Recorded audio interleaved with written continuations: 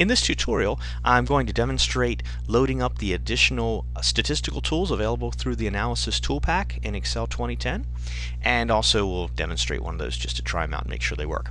So certainly there's some functions already in Excel for statistical analysis, but there's also additional tools such as ANOVA and covariance calculations and regression that we can access also through Excel.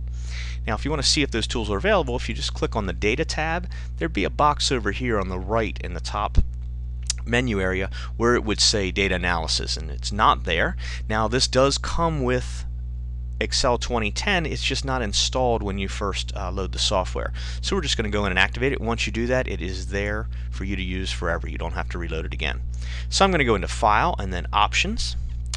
Over here on the left-hand column, we have the add-ins, and certainly we're going to see what's available. There's lots of add-ins available. Right now we're only interested in the Analysis Toolpak, so we highlight that, click Go, and then if we put the check mark now to activate it, it's available, and all we have to do is go ahead and add it in. So put the check mark on by clicking in the box and click OK, and immediately the data analysis option appears in the Data tab. So now that it's functional, let's go ahead and try it out. We'll just do a simple analysis of this data. All of the functions available to you come up. There's some t-tests and ANOVA and z-tests and some forecasting options such as moving average. We'll just do a correlation for the moment. That'll work well with this data. This data set is a list of universities here in the United States, about 195 of them. We have 3 pieces of information for each university. The first is the graduation rate in 4 years. This column B, grad rate 4, that means 0.65 or 65% of the students at the University of North Carolina at Chapel Hill graduate within 4 years. Now it's normally looked upon well for a university that the higher that percentage the better. So we see here below that 0.81 or 81% of the students at the University of Virginia graduate within 4 years. Now some might say that, well, one of the reasons that is high is because their admissions rate. So the admissions rate being of the students that apply, what percentage are accepted. And at the University of North Carolina at Chapel Hill, only 35% of the applicants. University of Virginia, 39%. College of William & Mary, 35%. The other piece of information we have is whether it's a private school or a public school. Now, private schools are marked 0, and if we go all the way down to the bottom, you'll see that there's 1s down there.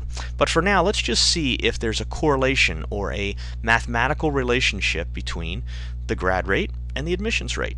So we're just going to highlight all of the data points, and I included the titles, and you'll see why in just a moment. So I did pick up the title at the top, and I'm going to mark that the labels are there, and we can put that, let's put that in an output range of right over here so we can take a look at it.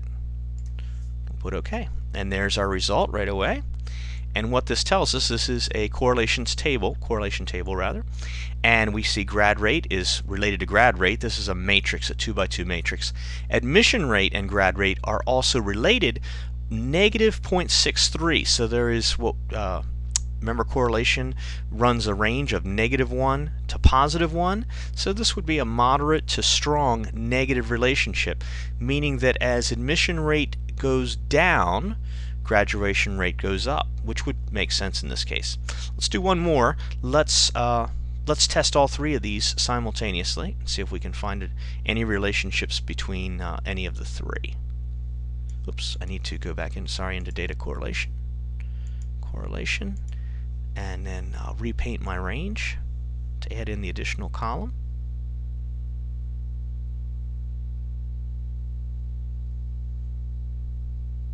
There we go. My labels are still in the first row. That's perfect. I'm going to change the location where I'm going to put the data. I'll put it down here so we won't lose the old data.